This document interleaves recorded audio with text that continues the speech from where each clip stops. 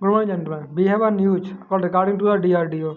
DRDO now working on the pilotless aircraft with the HINDUSTAN Aeronautics Limited. This news given by the Dr. Tracy Thomas, or Director General of the DRDO.